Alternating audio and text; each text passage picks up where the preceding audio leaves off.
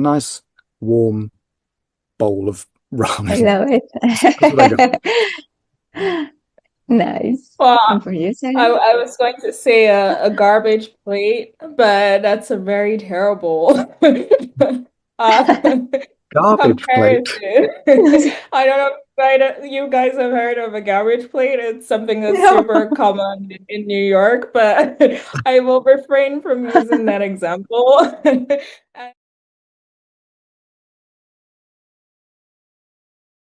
You two are co-hosting a very special global gathering for people who want to see some transformation in tourism.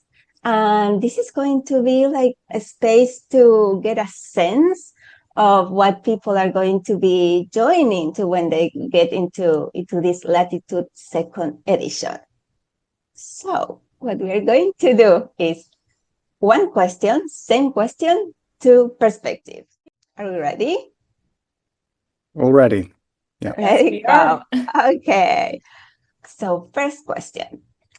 What was that trip or experience where you realized that tourism really needed to be reimagined or like something really needed to change? Jamie, you want to go for it first?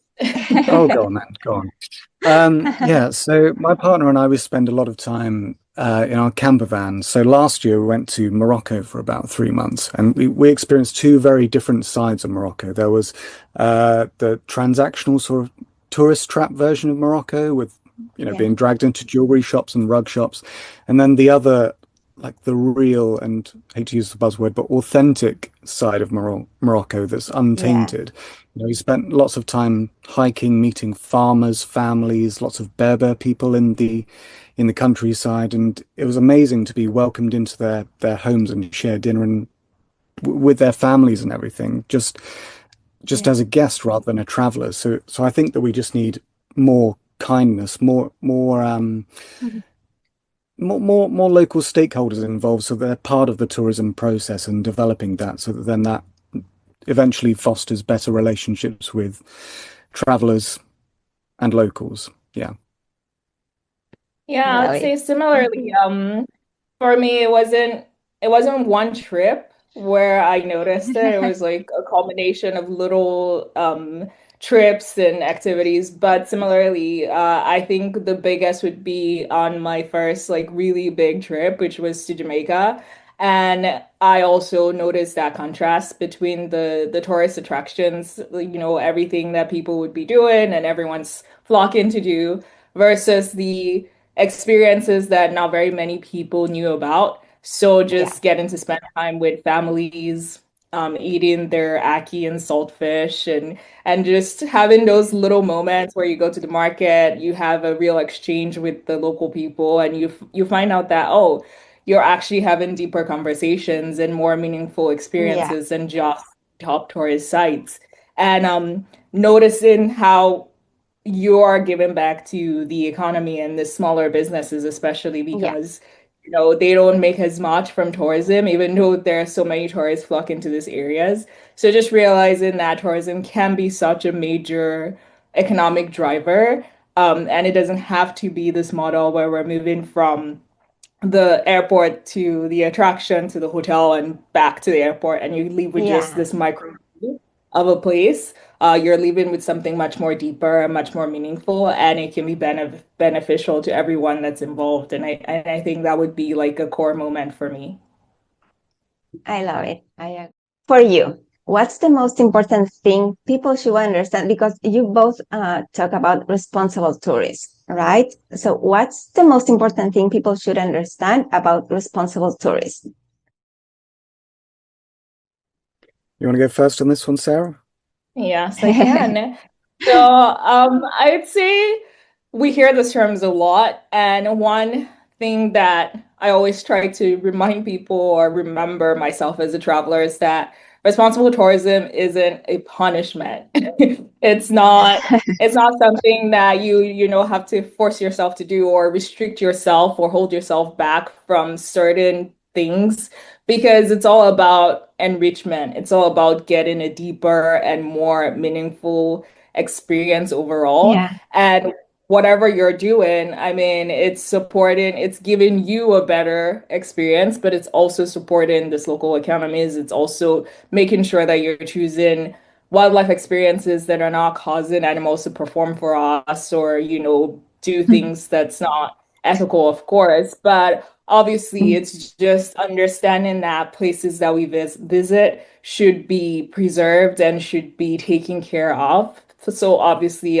future generations can also enjoy them. So Yeah. I would say definitely it helps to remind ourselves that it is not something that we're punishing or holding ourselves back from doing, but it's just to get a better overall experience from the trips that we take. Oh, funny. Yeah, I've got similar sort of thoughts along that wavelength of being a punishment almost, I guess. I mean, I always use responsible tourism because it feels like the most accurate term. There's certain limitations and with all of these Mm, different words like sustainable and things like that. yeah. There's still problems with the word responsible tourism, but I think sort of in a similar sort of vein to what Sarah was saying, is that I think the most important thing to know about responsible tourism is that it's not boring, but I think that we're promoting it and selling it as if it is quite Yeah. boring, talking about the sustainability side, the eco features, the solar panels and how environmentally friendly we are. But Hmm. rather than focusing what the traveler actually wants, just a good trip, some good memories to take back home and share stories with. Um, but the good news is that responsible tourism, everything that can be categorized as responsible tourism, they're often the best experiences and the best stories that you can share with friends and families. And they're full of these genuine, authentic moments, moments where I've been walking through a market in Vietnam and meeting a Yeah. cute old lady pouring me a bowl of pho, or Berber farmers in Morocco inviting me to sit down and have lunch with them. Responsible tourism is all about those unscripted, amazing I love moments. We that. just need to Yeah. get better at promoting that rather than the boring side, which I think only us as Yeah. professionals really care about, certifications and that sort of thing. But yeah. Yeah. Okay. Yes. I love both perspectives. Okay. This one is more about Jamie and Sarah. How would you describe yourself and each other in 3 words? If you have to choose 3 words for yourself and for each other.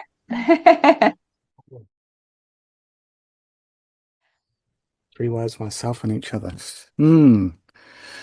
Well, I think it'd be easier for me just to start with Sarah. I think Okay. she's intelligent. The first one that comes to mind is she's so bright and amazing to have, just someone to have bounce ideas off of.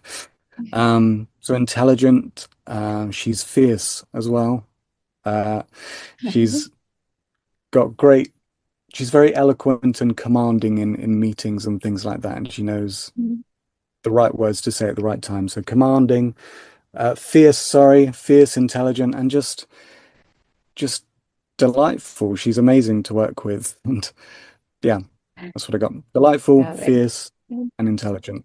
Yeah. That's amazing. Love it. And you, Jamie? Words, how would you describe yourself? Oh God, I hate describing myself, but curious. I'm always curious to learn about new things. Adventurous. I think that's why many of us are working in Yeah. travel because we want that adventurous Yeah. side of life. And I don't know, British, awkward and British, just polite maybe. Okay. I'm out of Oh, inspiration for a third, but yeah. Well, thank you, first of all, I Jamie. have to say thank you, Jamie, for such kind words. Yeah. And describing you, I would definitely say you're someone that's very you have a lot of ideas, so I can definitely agree with the curiosity aspect of it. You have a lot of great ideas, and you're not afraid to pursue them. I know I'm going out of the 3 words here, so I actually have to pick specific words. But I would say brilliant, bright, definitely along those lines of having good ideas. And determined as well to pursue those ideas and not letting anything stop you from or get in the way of actually manifesting the goal, which is great to have in a co-founder and a partner as well. And then yeah, definitely very kind. I think Jamie is a great balance because he also knows how to phrase things, especially with writing, because it's nice to have that kind perspective when you're talking to people. So definitely very open and kind as well. So yeah, those are more than 3 words, but Lovely. Thank Love you. it. And you, Sarah? How do you describe I would yourself? say I'm also driven, so I do like a good challenge and I like tackling a good challenge. So definitely driven, a bit ambitious as well, and it's also along those lines. And yeah, just open to new ideas, open to new concepts, open to trying new things. So yeah. I love it. I feel so lucky that I am here sharing this conversation. Love what you said about each other. Amazing. Which concept should be the first one, in your opinion? I think it's a great question, and I would say that most of these concepts are actually so interconnected, so it's kind of hard to Okay. separate them. However, I personally have been just enjoying the thought of deep travel because I feel like deep travel kind of connects a lot of the things from sustainable tourism, from responsible tourism, all of that information into one. And I have to give credit where it's due. So it was coined by One Planet Journey, who's actually one of our partners now for Latitude. But it's the whole mindset. It's not just about how where you travel to or how long you stay in a place, but it's really about the mindset that you bring into your travels, whether that's before the trip, during the trip, after the trip. So taking the time to actually learn and understand where you're going to, the culture of the place, understanding the people, Mhm. and then during the trip, making sure that you're choosing experiences that align with your own interests, not just things that are for Instagram, the photo Yeah. backdrops that we see a lot of. So making sure that we're choosing things that are aligned with our interests, but also the local culture and the experience that that specific culture has to offer. Um, and then finally, after the trip, taking the time to reflect and integrate whatever it is you learn from the experience into your own life and journey. And so I feel like deep travel is a great way to think about all of it. But as a deep traveler, you're also keeping in mind a lot of the things from the other aspects of sustainable tourism, which is choosing more community-led tours, choosing experiences that actually benefit the locals as well as the place. And so you're coming with that mindset to learn and to grow and to support rather than just extract and take away from the community. So I would say deep travel is the term that Deep travel. I'm leaning more towards more and more as I travel myself. Okay. Deep travel. Yeah, nice. I love hearing that deep travel. I mean, I'm working with a client who's doing a sort of slow travel tracking app at the moment, and we're sort of Yeah. working on the positioning strategy side of things and choosing sort of which lexicon, which language and vocabulary that users of the app will be using when traveling. And we think that deep travel might be more, I guess, reflective of the type of users that we'd like to have using that particular app. But in terms of which word I would start with, I'd probably go regenerative tourism. I mean, sustainability, I think we need to start thinking more of sustainability and sustainable tourism as the baseline, so where things should start from, um, rather than the end goal. And then regenerative tourism, which is about making places better rather than extracting all of the good stuff out of them. I think that regenerative tourism needs to be the the final destination, the end goal, or at least the journey, because there is no, I guess, finish line with sustainability, but certainly making net zero your starting line rather than the finish line, and then working towards, okay, how can we make things Mhm. better and better? reducing impacts or reducing negative impacts and increasing the positive impacts. Um, but yeah, I think regenerative tourism is certainly the future. And I guess to put it into simple words, regenerative tourism would be sort of like having a guest over for dinner, but the guest brings a bottle of wine. They help out with preparing the vegetables and everything. They help with the cooking and the washing up and everything. So they're really getting immersed into the experience. They're becoming part of it, like with community-led tourism, and they're leaving the place better than when they arrived. And that's all regenerative tourism is really just doing as much as you can to make things make places better than when you arrived. I love that. Okay, so then we have deep tourism and regenerative tourism. Where to start? And I like how you both explain it because I kind of understand a little more about the meaning behind the words, the concepts. Okay, now Latitude is a networking event, right? How would you describe networking when it's really done right? Well, when I sort of came up with the idea for Latitude and these networking events, the whole idea came about from when I was at World Travel Market a couple of years ago, and that was a great introduction to the speed networking format. But the problem was Mhm. the right people weren't in the same room together, like-minded people. I was Yeah. talking to people doing medical tourism, trying to sell me a set of teeth in Turkey. And I just thought, okay, let's take this format and pair it with the people who are on the same page of the same book. So, i.e., they're working to make travel better and they're invested and engaged in sustainable, responsible, regenerative tourism, whatever you want to call it. Um, so when it's done right, I think that when you get into those opportunities and those situations, that good nut good networking is not about turning things into a sales pitch, because a sales Mhm. pitch is not networking. A sales pitch is a sales pitch. But good networking is about nurturing relationships where those relationships are balanced and equal, and you have genuine curiosity about what the other person is doing, what they're struggling with at the moment, and being open and sharing those ideas that are not scripted. They just, you know, doors can magically open in Mhm. those organic Yeah. conversations.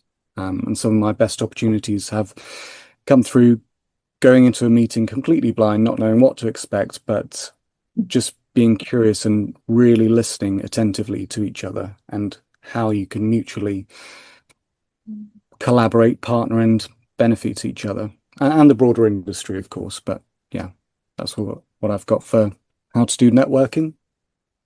Yeah, Right. I love that. And I absolutely agree because I was going along the same lines of given, not just get in. So going into whatever networking opportunity with the mindset to give and not just get for yourself, because I believe the pitching starts to come out when you're like, oh, what can I get from this Yeah. networking? What can I get from this person, right? So it's Yeah. listening to understand what they also need and not just pitching yourself.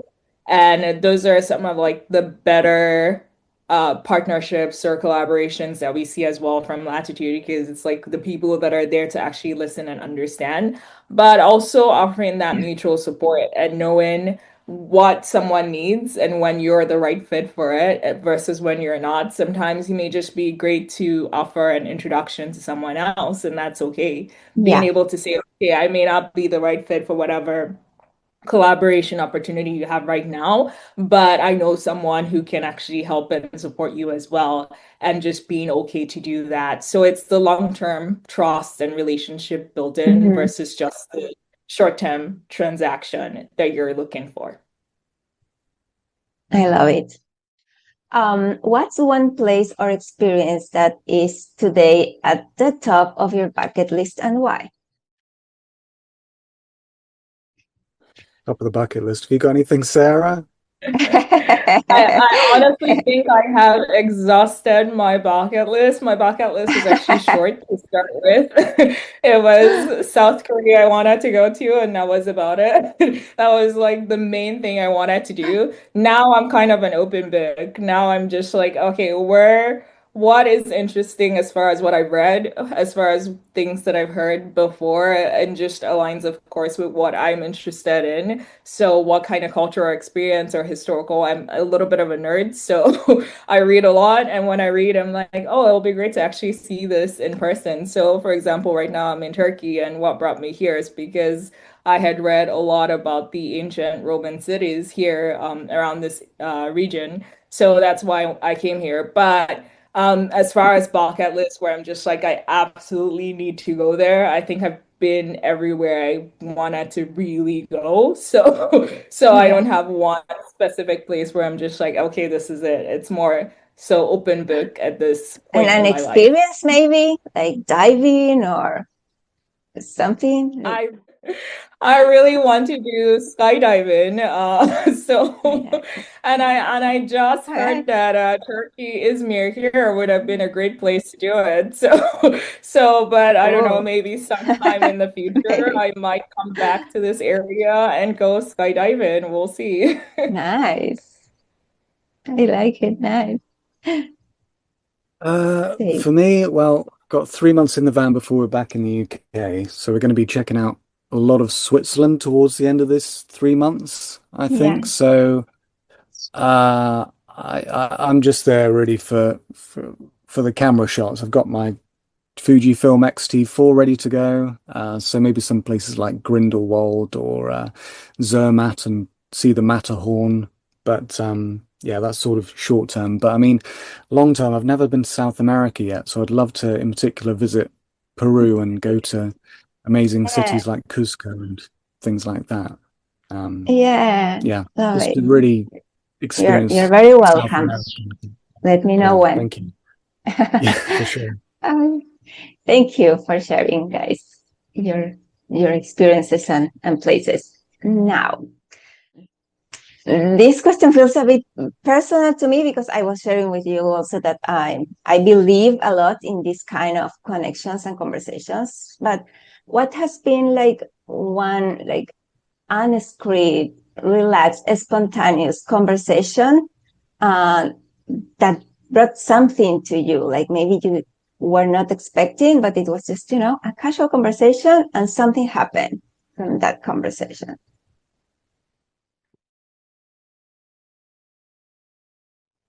Conversation of the last year which has stood out was when my partner and I were walking through the High Atlas Mountains as part of our van trip. We just wanted to get out and explore the local area. And yeah, we were just walking through some fields. We had some water and a little bit of lunch, and then was trying to scale up this rock face.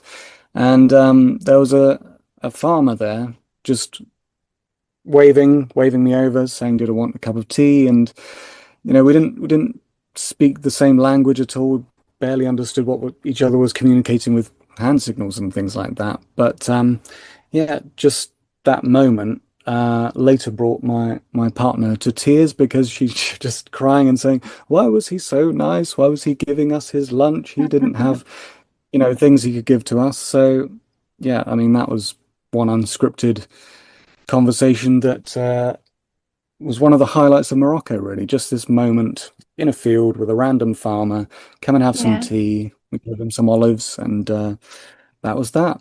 It's just a nice little moment we had. that's so nice. Moment of kindness. Yeah. That's so nice. Yeah, I'd say for me it was traveling within South Korea. So I think I may have shared a little bit about this before, but traveling within South Korea, I got to my guest house where I was staying, and the manager came over to just visit and say hello. And we started chatting, and I was asking him, oh, like what are some real cultural experiences I can get in the area outside of just the tourist attraction that they had there, because they had a main Yeah. tourist attraction. And I was like, I want to do something really cultural, really local to this area. And he invited me to this 8-day cultural exchange program. And so that whole journey began by going into the village, into the heart of South Korea, a small fishing village called Buan. And so just having that experience, but also getting to meet all of the businesses in that area, and then later getting to also promote them through my own platforms, whether Yeah. Instagram, whether my newsletter, which I do promote responsible tourism businesses on there as well. So just having that opportunity was definitely very eye-opening for me because I did things that I would have never, ever done if I was just like Yeah. going to the by myself, you know. And so having that experience, whether it was mud flat fishing or like going to a temple or whatever it was just one of those moments where you're like, okay, well, it's really great to actually stop and chat with people that are Yeah. in that area, from that area, because you get something so much more meaningful than just, you know, passing through and passing by the people who are there. So, Yeah. yeah, I'd say that was one that was super memorable for me. Yeah. I love that you both went like to experiences that felt like emotional for you. Like I love that. Like, right? What's one thing from the last Latitude edition that happened? We're going to keep going with unexpectedly. Happened unexpectedly, or you didn't really, it was not planned on the script, but reinforced the essence of Latitude. I might to say, so internally we have this term that we use, our Latitude babies, with what we call basically any partnership that was formed from Latitude. And I would say the very first one that we had was like the most touching one for me, and of course the most unexpected one that I've seen so far, which is we had a consultant meet the founder of Fair Tourism Foundation, which they work in community-based tourism. But it led the consultant to Kenya to go work in the Masai Mara with this with Fair Tourism Foundation, and because she just in the very last minute of being there at the event, she put out a note about being open to volunteering and partnering with Yeah. the right person. And obviously, they made this connection, and then she found herself in Kenya after this. So I don't know what happened to Jamie, but Okay, there. I will It's just finish connection, answering the I'm question. guessing. Yeah. Yeah, so at least you have that. So yes, so this consultant found herself in Kenya, and she ended up working in the Masai Mara for a couple months, helping build this community-based tourism initiative that they were doing. So I think that was definitely one of those things that showed Yeah. us, okay, Latitude is definitely much more than just the networking and meeting people. It's about Yeah. meeting the right people where you can now go and have real world impact and Yeah. have actual actions that back up the partnerships and whoever you meet during our networking event. So I think that was one that definitely stood out to me. That's very nice. That's very nice. Well, me and Sarah were both at World Travel Market in London back in November, and that was maybe 2 or 3 weeks after we'd just done the first Latitude events. And yeah, we had lots of people come up to us and meetings which I'd prearranged with people from the industry. But yeah, people kept coming up to us and saying, I had an amazing time at Latitude. It was so great to meet all these different people and build these new connections. And I'm going to meet up with A, B, C, D next week and things like that. But the thing that really stood out was people kept mentioning things like, I'm so glad to be part of this Latitude community. And that word community was we didn't I don't think we'd consciously thought about Latitude as a community before, just more of these one-off networking events. So this is sort of the rest of 2026, we're looking at developing Latitude more as a community thing rather than just these one-off events. So lots of work to be done this year, but yeah, it's just amazing having that feedback from attendees who now feel that they're part of something, part of this community rather than, World Yes. Travel Market or ITB where you go to those things. It's like people aren't just going to Latitude anymore, saying, "Hey, you're going to Latitude next week." It's I'm part of Latitude. So yeah, it's cool when people start using language like community, and That's amazing. Yes. when it wasn't imagined by us as a community of sorts in the first place. But yeah, it's nice to be part of that and other people to feel part of that as well. Yeah. Yeah. Like you are building a sense of belonging. Like that's very, I don't know, very important, very deep. I love it. Mm. If latitude were a food, what would it be and why? Just for fun. To have a sense of what latitude feels like. Oh, God. Food. Yeah. I'm trying to think of not vegan options, just for me, but something everyone could enjoy. Oh, I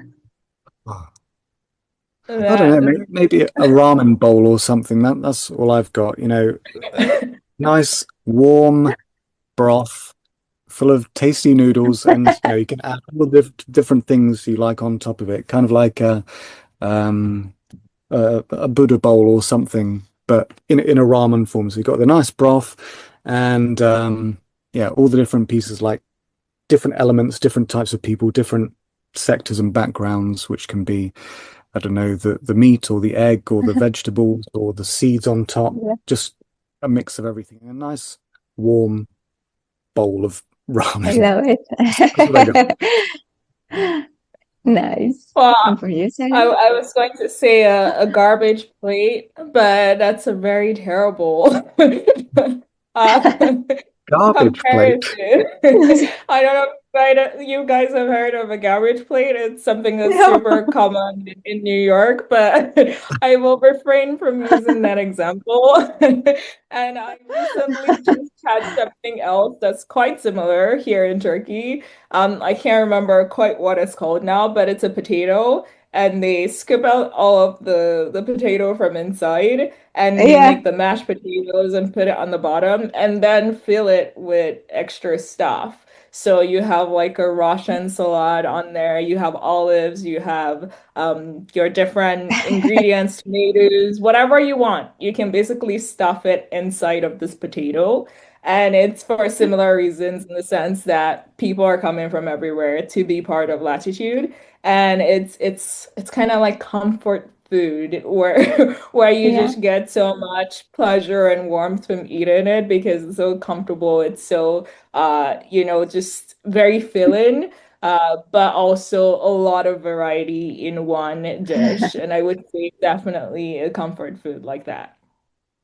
Nice. I kind of love this question and these answers. Okay, I love it. Yes. I can definitely imagine like what you were saying and sharing. Well, that was it. Hope this was fun. I had fun. I hope you had fun, guys. And Yeah, to it's great. close, thank you. I love to hear, like very briefly, how you like maybe how did you meet and how did you decide? Okay, let's bring Latitude to life, and also end with a personal invitation for people to join this Latitude edition, please. Yeah, I think Jamie and I met on LinkedIn, right? We had mutual connections. So I believe it was one of our mutual connections that introduced us, sort of, or I think I may have seen his post and then I reached out to him and then I also got introduced through a mutual connection. But everything really came together after I attended Latitude myself. So I was an attendee, the very first networking event that he did, which was called the Sustainable Tourism Networking Event, 1.0 at the time. And after I joined on for the first time, he invited me the second time to be a co-host. And we had a great time, obviously, planning it together, just getting things ready and ensuring that if he dropped out, I would still be there to carry on the the event. So yeah, it was basically how it all started. But at the third event, before we launched it, I was like, let us just work together to make this more than just the networking, and how can we actually brand it so people come together and know that it is a place where they can keep coming back to, and it's not just the Sustainable Tourism Networking event as a one-time thing. And so, yeah, definitely that's kind of how it started congealing. Jamie probably has a better way of telling the story because obviously he he was the initial brain behind it, and I came on board and just really put the backbone, I suppose, in the body here. So I will let him continue the story from Amazing. here. Yeah, Amazing. it was just an idea I wanted to run with. Like I said, I'd met lots of amazing people at World Travel Market, but just not in those right spaces. But conversations in the evening where lots of people tend to go over to the Good Hotel, which is just opposite where World Travel Market is hosted. It's just all the right people, and I wanted to sort of, in a selfish way, I wanted more of those connections for myself. And it turns out that other people also liked having connections with like-minded people. So yeah, the Yeah. first one I did January last year was sort of a shot in the dark just to see if it would work, and it did. We sold all 100 tickets, and then every event since then has been bigger. We've looked at the feedback and refined it and tweaked it to make the user experience as good as possible.